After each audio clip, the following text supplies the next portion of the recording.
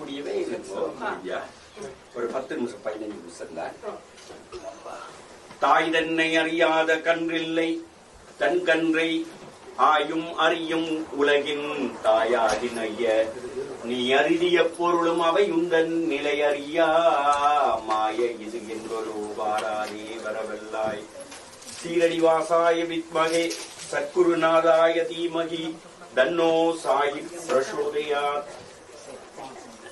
ஸ்ரீ சச்சிதானந்த சத்குரு மகாராஜ் சீரடி சாயிநாதருடைய திருவடிகளை பணிந்து ஆச்சாரிய பெரியோர்கள் அனைவரையும் வணங்கி தன்னுடைய வாழ்வையும் சேவையையும் இந்த ஆலயத்திற்காகவே அர்ப்பணித்து அரிய சிறப்போடு இந்த ஆலயத்தை கட்டிக்காத்து பேணுகின்ற என் அன்புக்கும் மதிப்புக்கும் உரிய சத்தியோபன் ஐயா அவர்களுக்கும் அவருடைய புதல்வி அன்புக்குரிய ஆற்றல் மிக்க அந்த பிள்ளையை பார்த்து நான் வியக்கிறேன். லண்டன்ல பிறந்து படிச்ச பிள்ளை இந்த வழிபாட்டோட எப்படி இணைந்தது மட்டுமில்லை, அழகாக தமிழ் பேசி பிள்ளை பாடின அந்த உண்மையிலேயே இறை ஆசீர்வாதம் வந்திருக்கும் சிவரூபாவுக்கும், அதுவும் அந்த மகிஷாசுரமர்த்தினி தோத்திரம் மிக அற்புதமா பாடினீங்க, ரொம்ப அழகா இருந்தது. அடியார்களுக்கும் வாழ்த்துக்கள். சுருக்கமாக 3 விஷயத்தை மட்டும் நான் உங்களுக்கு சொல்ல விரும்புகிறேன். ஒன்று, சீரடி சாயிநாதருடைய அந்த திருப்பெருமைகள். கொஞ்சம் கவனிச்சு கேளுங்க. நீங்க வணங்குற அந்த தெய்வத்தினுடைய பெருமை உங்களுக்கு தெரிய வரும்.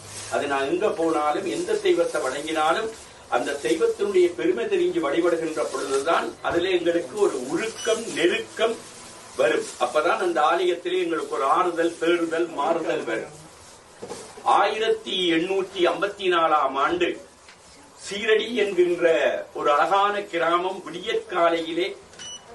விடியற்காலையிலே ஒரு பனிமூடி கிடக்கின்ற முன்பனி காலத்திலே அது என்ன செய்கிறது, உறங்கி போய் கிடக்கிறது. ஒரு ஏழை கிராமம். அந்த மக்கள் எல்லாம் வழக்கம் போல வெள்ளன எழுந்து பார்த்தால் அங்கே இருக்கின்ற மசூதிக்கு பக்கத்திலே ஒரு பெரிய வேப்ப மரம். அந்த வேப்ப மரத்துக்கு கீழே ஒரு உருவம் நிக்கிறது மாதிரி எல்லாரும் பார்க்கிறார்கள். தங்களை அறியாமல் அப்படியே நெருங்கி நெருங்கி அந்த வேப்ப மரத்துக்கு கீழே வந்து பார்த்தால் ஒரு 10 வயது சிறுவன், அழகே உருவான கம்பீரமான ஒரு சிறுவன், கையிலே ஒரு தடியும் வைத்துக் கொண்டு அப்படியே நிற்கிறார். யாரோடும் பேசவில்லை, எவரையுமே பார்க்கவில்லை. அவருடைய கண்கள் மட்டும் எங்கேயோ மேலேயே பார்த்து கொண்டிருக்கிறது. கிராமத்தவர்களுக்கு, அது வறுமையில கிடக்கிற கிராமத்தவர்களுக்கு பெரிய ஆச்சரியம். எத்தனையோ கேள்விகள் கேட்கிறார்கள். அவர் எதுக்குமே பதில் சொல்லவில்லை. அப்படி அசையாம அப்படி நிற்கிறார். அந்த கிராமத்திலே நிறைய வறுமை. பெரிய பிரச்சனை என்னன்னா தண்ணி இல்லை.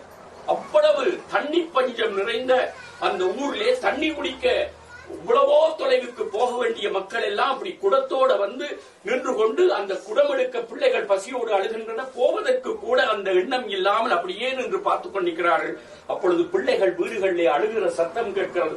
ஐயோ தண்ணி வேண்டுமே என்று அவர்கள் அப்படியே மேல் குரல் எடுத்து அந்த அரட்டின சத்தம் கேட்டோன்னு அந்த நின்ற அந்த பிள்ளை தன்னுடைய கையிலே இருந்த தண்டத்தை அப்படி நிலத்திலே ஒரு தட்டு தட்டினார்.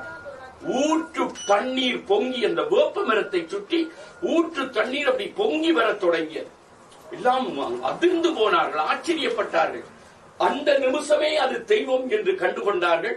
எவ்வளவோ தொலைவுக்கு போக வேண்டியவர்கள் அந்த தண்ணீரை அந்த வேப்ப மரத்தை சுற்றியே பெற்றுக் கொண்டார்கள். அப்படியே இருந்தார்.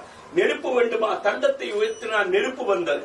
அங்கே இருந்த சாந்தாராம் பால்ரே என்ற ஒருவருடைய ஒரு பெருமதியான குதிரை காணாம போய் எத்தனையோ நாளா அந்த குதிரையை தேடுற. அந்த குதிரை இருக்கிற இடம் தெரியவில்லை. அந்த கிராமத்து மக்கள் அந்த குதிரை அந்த கிராமத்தை விட்டு போனது தங்களுக்கு ஒரு பெரிய ஒரு அதிர்ஷ்டம் போய்விட்டது என்று நினைத்துக் கொண்டு இருந்தவர்களுக்கு அந்த குதிரையை அவர் வந்து கேட்கிறார். இருக்கிற திசையை சொல்லி அங்க நிக்கிது, போய் அழைத்து வா என்று அப்படி குறிப்பு காட்டுறார். வாயை பேசவில்லை. போய் அந்த குதிரை வருகிறது. வந்தவுடன் அந்த கிராம மக்கள் பட்ட அந்த மகிழ்ச்சி இருக்கிறதே, அன்றைக்கே பால சீரடி சாயிநாதருக்கு அவர்கள் தெய்வம் என்று கண்டார். அன்பர்களே, இப்பொழுது ஒரு கேள்வி வரும். தெய்வம் வானத்திலே இறங்கி வந்து அந்த வேப்ப மரத்துக்கு முன்னால வந்து அன்றைக்கு நின்று இருக்கிறது. அந்த கிராமத்தை தெரிவு செய்திருக்கிறது. ஏழைகளாக மக்கள் இருந்தாலும் உள்ளம் தூயவர்களாக இருந்து, அதான் எங்களுக்கு முக்கியம். நாங்கள் எந்த சூழ்நிலையும் இருக்கலாம், உள்ளம் தூய்மையாக இருந்தால் தெய்வம் அங்க வரும்.